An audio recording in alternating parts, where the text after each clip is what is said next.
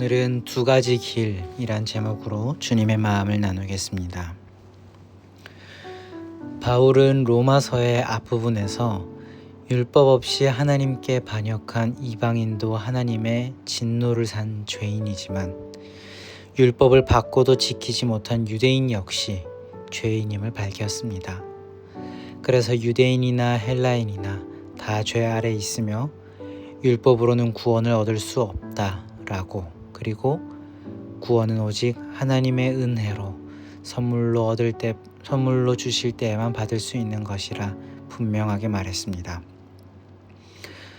그런데 여기에 바울은 다음 반론을 예상합니다.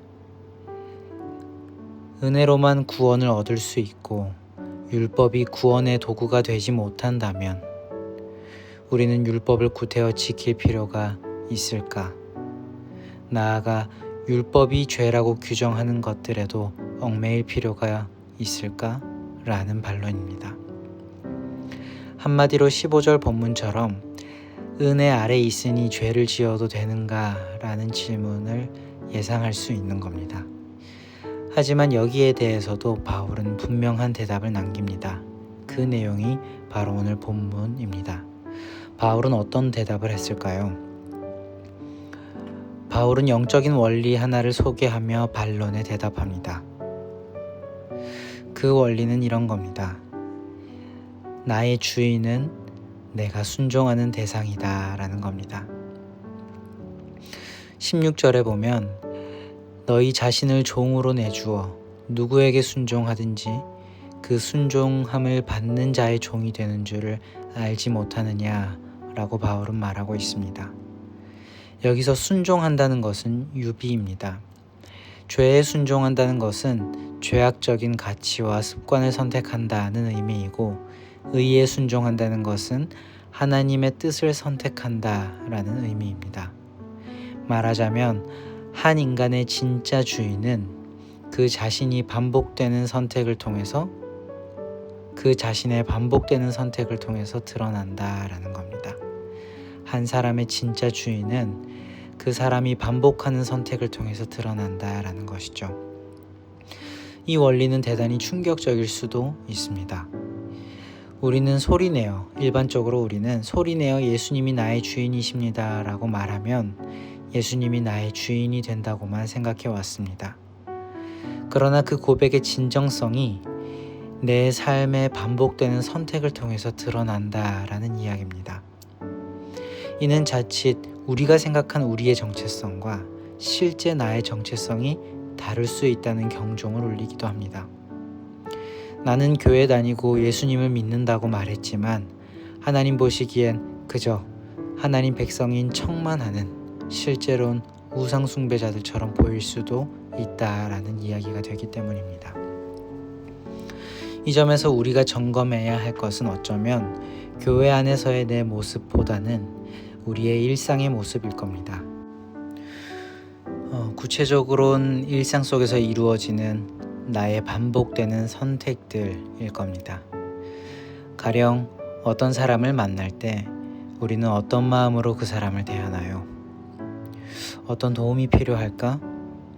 혹은 이 사람이 잘 되길 바란다와 같은 애정과 포용으로 사람을 대하나요? 아니면 나한테 뭐 바라는 건 없는가? 라는 불신이나 이 사람이 잘못되면 좋겠다와 같은 미움과 저주로 사람을 대하나요? 어떤 마음을 더 자주 선택하시나요? 혹은 의식하지 못했더라도 습관적으로 어떤 마음이 더 자주 올라오나요? 우리의 일상이 우리의 주인이 누구인지, 우리의 신앙이 무엇인지를 가르쳐 줄 것입니다. 그래서 바울은 아주 단호하고 분명하게 말합니다. 18절에서 19절 말씀을 제가 읽겠습니다. 죄로부터 해방되어 의에게 종이 되었느니라. 전에 너희가 너희 지체를 부정과 불법에 내주어 불법에 이른 것 같이 이제는 너희 지체를 의에게 종으로 내주어 거룩함에 이르라. 이런 의미입니다. 너희는 그리스도인이다. 그리스도인은 죄의 종에서 해방되어 이제는 의의 종이 된 사람들이다. 너희가 전에는 죄를 택하는 선택들을 쌓아왔지만 이제는 너희 일상에서 의, 곧 하나님의 뜻에 순종하는 선택을 쌓아라. 일상 속에서 하나님의 뜻을 반복해서 선택해야 한다. 라는 겁니다. 우리는 예수님의 십자가의 희생이란 값비싼 대가를 통해 죄의 유혹을 거절할 수 있는 자유를 얻은 사람들입니다. 우리는 더 이상 마음속에 죄의 유혹만 올라오는 사람들이 아닙니다. 우리 마음에 사람에 대한 미움이 유혹으로 올라올 때 예수님의 용서와 사랑이라는 다른 선택지도 함께 떠오릅니다. 말하자면 죄를 거부할 수 있는 선택지를 얻은 복된 사람들이 된 셈입니다. 이건 고작 세상이 말하는 양심 정도의 얕은 동기가 아닙니다. 역사에 뿌리 내리고 영원히 변하지 않을 강력한 선함의 능력이 우리 마음에 새겨진 겁니다. 그러니 예수님을 따라 하나님의 뜻을 매 순간 선택하며 살면 좋겠습니다. 이 선택들이 모여 우리의 정체성을 분명하게 드러내 줄 것입니다. 마지막 날에 예수님께서 그런 우리를 하나님과 천사들 앞에서 보증해 주실 것입니다. 말씀을 맺겠습니다. 죄는 우리에게 대가를 요구합니다.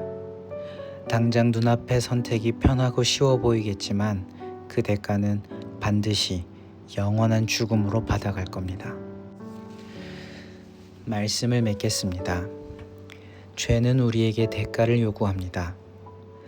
당장의 눈앞의 선택이 편하고 쉬워 보이겠지만 그 대가는 반드시 영원한 죽음으로 받아갈 겁니다.